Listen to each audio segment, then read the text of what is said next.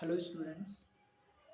आज हम समझेंगे कि मेल रिप्रोडक्टिव सिस्टम की इंटरनल स्ट्रक्चर क्या होती है और हमें ये जानना है कि मेल रिप्रोडक्टिव सिस्टम का उद्देश्य क्या है।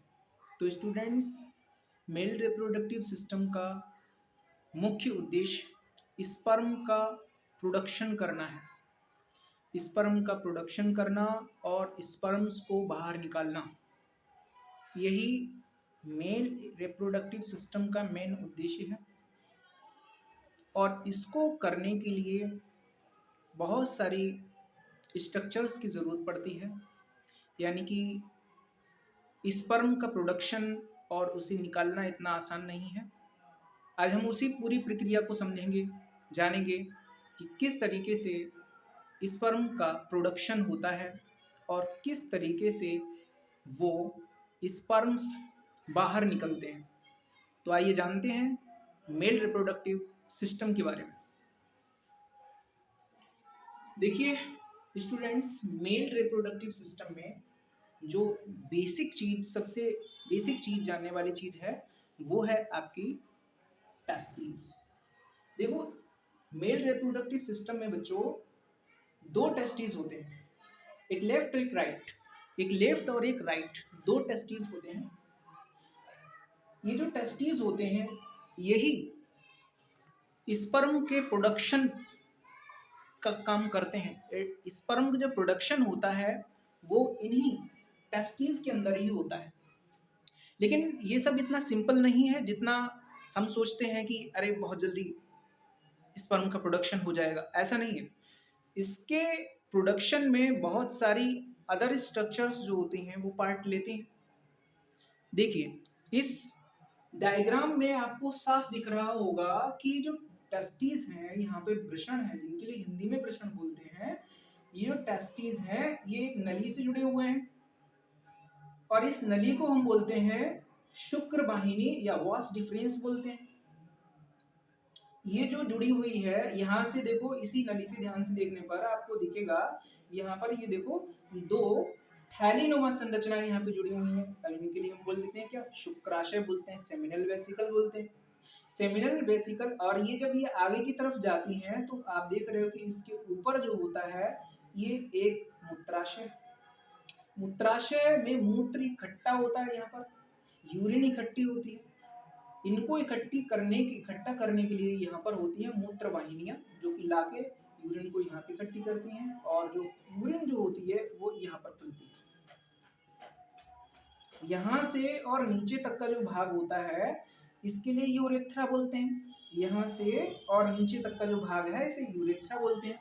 और जो यूरेथ्रा में दो प्रकार की ग्लैंड्स और खुलती हैं। ये एक तो ग्लैंड होती है जिसके लिए बोलते हैं हम प्रोस्टेट ग्लैंड।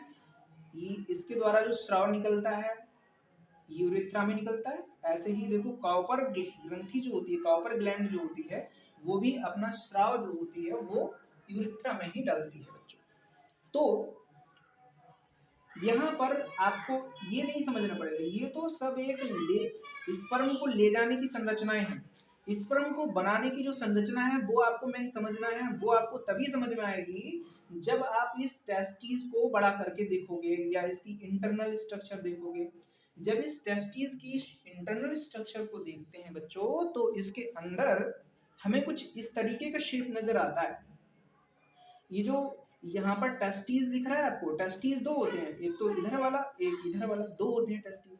और ये जो टेस्टिस होते हैं बच्चों, इनके लिए एक थैली होती है। हर एक टेस्टिस के लिए एक थैली इधर एक इधर होती है। थैलीनुमा संरचना के अंदर बंद रहते हैं और उस थैलीनुमा संरचना को स्क्रोटम बोला जाता है।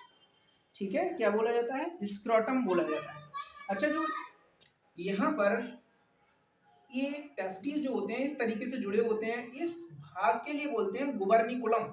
इस भाग के लिए गुबर्निकुलम बोलते हैं, ताकि ये जो थैली से अटैच रहते हैं यहाँ पर, और सेम इसमें भी। अब इसके बाद आपको क्या देखना है कि जब इसको हम इंटरनली देखते हैं तो इसके अंदर हमें क्या क्या चीजें मिलती हैं। क्योंकि जो टेस्टिस होते हैं हमारे राइट और लेफ्ट साइड के, दोनों जो टेस्टिस होते हैं उनका जो टेम्परेचर होता है वो बॉडी टेम्परेचर से 3 डिग्री सेल्सियस कम रहता है। इसका कारण ये है कि 3 डिग्री सेल्सियस बॉडी टेम्परेचर से 3 डिग्री सेल्सियस कम ताप पर ही हमारे शरीर के अंदर, या हम कहें तो टेस्टिस के अंदर स्पर्म का फॉर्मेशन होता है। वो टेम्परेचर बनाना यहाँ पे बहुत ज़रूरी है।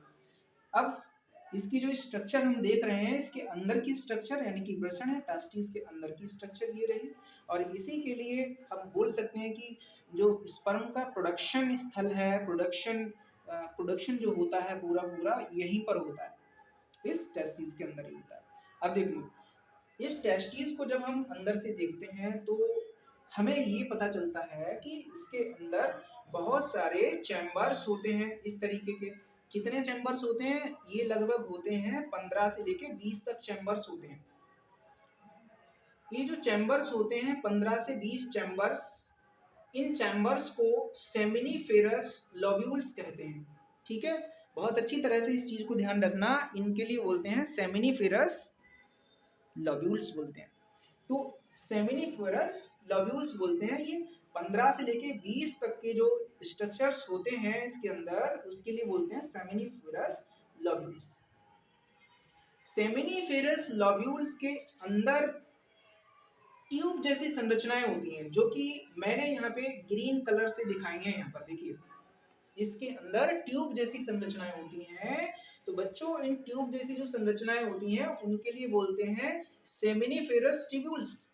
उनके लिए बोलते हैं सेमिनिफेरस ट्यूब्यूल्स। और जो सेमिनिफेरस ट्यूब्यूल्स किसके अंदर हैं, तो आप बताओगे कि ये सेमिनिफेरस लोब्यूल्स के अंदर हैं। तो सेमिनिफेरस लोब्यूल्स के अंदर क्या सेमिनिफेरस ट्यूब्यूल्स ही होती हैं? नहीं, उसके अंदर दो टाइप की सेल्स भी होती हैं। सेमिनिफेरस लोब्यूल्स के अंदर एक तो सेमिनिफेरस ट्यूब्यूल्स होती हैं, साथ ही साथ दो टाइप की सेल्स होती हैं। एक सेल्स होती है जिसके लिए हम बोलते हैं लेडिक सेल। ये देखो, ब्लैक कलर से दिखाया है मैंने लेडिक सेल के लिए, और ये रेड कलर से दिखाया है इसके लिए सर्टोली सेल बोलते हैं। तो कितने टाइप की सेल्स होती हैं इसके अंदर? दो टाइप की सेल्स होती हैं। एक होती है जिनके लिए बोलते हैं लेडिक सेल, दूसरी के बोलते हैं सर्टोली सेल। लेडिक सेल और सर्टोली सेल, और साथ ही साथ में आपको दिख रहा होगा और क्या होता है, सेमिनिफेरस ट्यूब्यूल्स होती हैं। तो अब देखिए, यहां से इसकी जो प्रक्रिया है, स्पर्म बनाने की प्रक्रिया कहां से शुरू होती है? लेडिक सेल जो होती है वो अपने आप में से टेस्टोस्टेरोन नामक हार्मोन छोड़ती है, ये निकालती है। लेडिक सेल टेस्टोस्टेरोन नामक हार्मोन निकालती है, और ये जो हार्मोन है ये सेमिनिफेरस ट्यूब्यूल को प्रेरित करता है कि वो शुक्राणु का निर्माण करे, स्पर्म का फॉर्मेशन करे। अब सेमिनिफेरस ट्यूब्यूल्स के पास एक विशेष स्ट्रक्चर होती है जिसके लिए बोलते हैं जर्माइनल एपिथेलियम टिश्यू। जर्माइनल एपिथेलियम होने के कारण ही सेमिनिफेरस ट्यूब्यूल्स जो होते हैं वो शुक्राणु का निर्माण करते हैं, स्पर्म का फॉर्मेशन करते हैं। सेमिनिफेरस ट्यूब्यूल्स जब स्पर्म का फॉर्मेशन करते हैं उस समय स्पर्म जो होता है बच्चों, वो स्पर्म इमेचर होता है, या बोल सकते हो कि वो अपरिपक्व होता है। और इम्यूचर या अपरिपक्व स्पर्म यहाँ पर रिलीज होता है। ये इमेचर या अपरिपक्व स्पर्म, इसकी देखभाल के लिए यहाँ पर एक दूसरी सेल होती है जिसके लिए बोलते हैं सर्टोली सेल।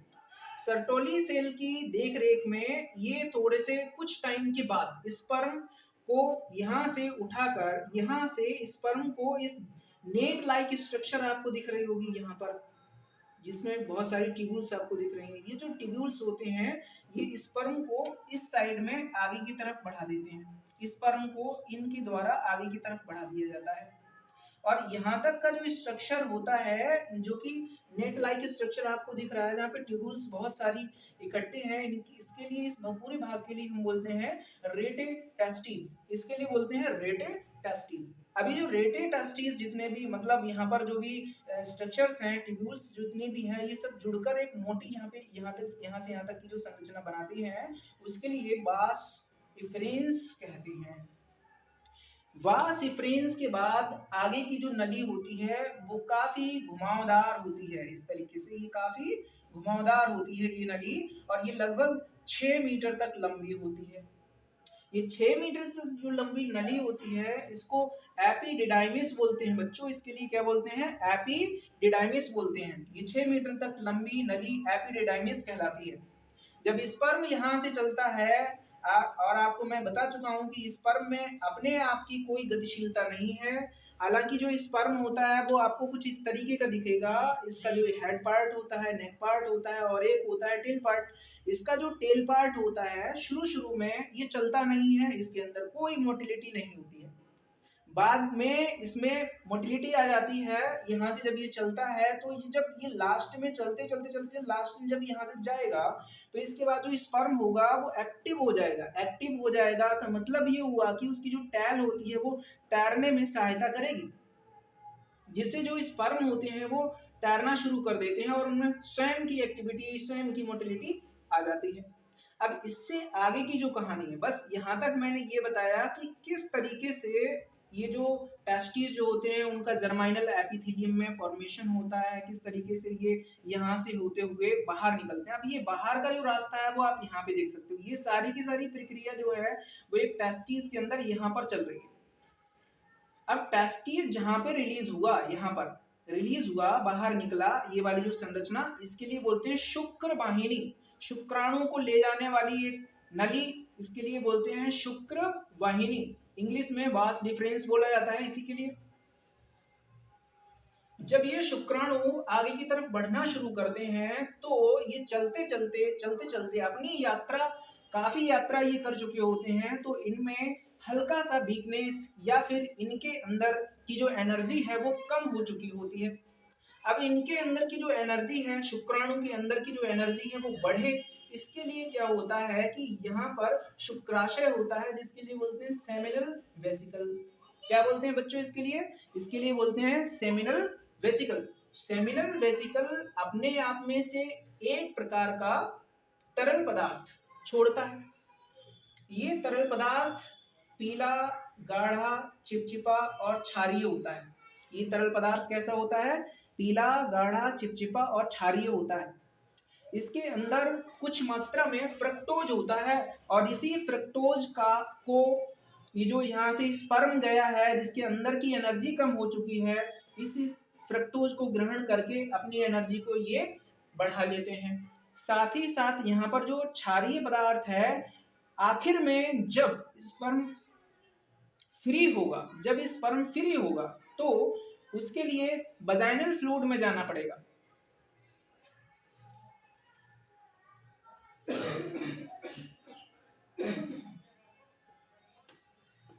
हाँ बच्चों, देखिए उनके लिए वजाइनल फ्लूइड में जाना पड़ेगा और वजाइनल फ्लूइड जो होता है वो काफी एसिडिक होता है। उसकी एसिडिटी से बचने के लिए यहाँ पर ये फ्लूइड होता है क्षारीय। अब जैसे ही ये आगे बढ़ता है तो यहाँ से देखिए ये वाला जो भाग है इसे सेमिनल वेसिकल से लेके और यहाँ पर ये जो मूत्राशय इसमें जब खुल रहा है, यहाँ से यहाँ तक की जो नली होती है उसके लिए बोला जाता है स्खलन नलिका। इसके लिए स्खलन नलिका या एजेकुलेटरी डक्ट बोलते हैं। इसी के लिए एजेकुलेटरी डक्ट या स्खलन नलिका बोला जाता है। जब ये स्पर्म आगे की यात्रा करते हैं या यहाँ से आगे बढ़ते हैं, अब आप समझ चुके हो इसके साथ में यहाँ पर कौन मिक्स हो चुका है? सेमिनल वेसिकल का फ्लूइड भी मिक्स हो चुका है। जब ये आगे की तरफ चलते हैं और ये आगे का जो भाग होता है, इससे आगे की यहाँ से यहाँ तक की नली, ये हम बता चुके हैं पहले ही, इसके लिए बोलते हैं यूरेथ्रा। इसके लिए मूत्र मार्ग या यूरेथ्रा बोलते हैं। जब ये स्पर्म इस नली में पहुंचते हैं तभी यहाँ पर एक प्रोस्टेट ग्लैंड होती है। ये जो प्रोस्टेट ग्लैंड होती है ये अपने स्राव को इस नली में छोड़ती है और जब इस नली में छोड़ती है तो अब स्पर्म के साथ साथ दो प्रकार के स्राव हो गए। हालांकि जो प्रोस्टेट ग्लैंड से स्राव निकलता है वो होता है सफेद रंग का, तरल और हल्का अम्लीय होता है। सफेद रंग का होता है, सफेद रंग का, तरल, हल्का अम्लीय होता है। अब ये जो स्राव होता है ये स्पर्म के लिए काफी स्फूर्ति प्रदान करता है। फिर इसके बाद ये मिश्रण बन जाता है इस फ्लूइड का, ये यहाँ पे से जो फ्लूइड निकला हुआ है और साथ में स्पर्म मिल गए। अब ये पूरा जो फ्लूइड है, मिक्सचर है, आगे पहुंचा। इसके बाद जो कॉपर ग्रंथि जो होती है, कॉपर ग्लैंड, इससे भी एक प्रकार का फ्लूइड इसके अंदर और मिक्स कर दिया जाता है। ये जो कॉपर ग्लैंड का मिक्सचर होगा, जो फ्लूइड निकलेगा, वो पानी के समान पारदर्शी होगा, यानी कि वाटर के समान ट्रांसपेरेंट होगा और क्षारीय होगा, मतलब एल्कलाई होगा। और ये क्षारीय इसलिए होता है क्योंकि आगे यहाँ पर यूरिन का रास्ता होता है, तो यूरिन का यहाँ पर चिपकी हुई रह जाती है, तो उसमें क्या होता है, वो मार्ग अम्लीय होता है, तो उसकी अम्लीयता को समाप्त करने के लिए ये फ्लूइड जो होता है निकलता है, इसकी अम्लीयता को समाप्त कर देता है, कॉपर ग्लैंड से निकलता है। अब देखिए यहाँ से जो मिक्सचर बना है, ये मिक्सचर, इसी मिक्सचर में कॉपर ग्लैंड का बना हुआ मिक्सचर भी उसी में मिल जाता है। अब यहाँ से जो चीज निकलती है, यहाँ से आगे जो निकलेगी, उसके अंदर देखो क्या क्या होगा। अब यहाँ से जो चीज निकलने वाली है, उसके अंदर होता है शुक्राणु, तो होते ही होते हैं, वो तो शुरू में ही बने हुए हैं। इसके बाद उसमें शुक्राशय का लिक्विड मिल चुका है, प्रोस्टेट ग्लैंड का लिक्विड फ्लूइड मिल चुका है, कॉपर ग्लैंड से निकला हुआ फ्लूइड, यानी कि 3 फ्लूइड मिक्स होके ये एक मिक्सचर जो बना हुआ है, यहाँ पर जो मिक्सचर बना हुआ है, उसी मिक्सचर के लिए हम बोलते हैं सीमेन। उसके लिए सीमेन बोला जाता है, ये यहाँ पर सीमेन। और एक बार में अधिकतम कितना सीमेन बाहर निकल सकता है, वो लगभग लगभग 5 ml होता है।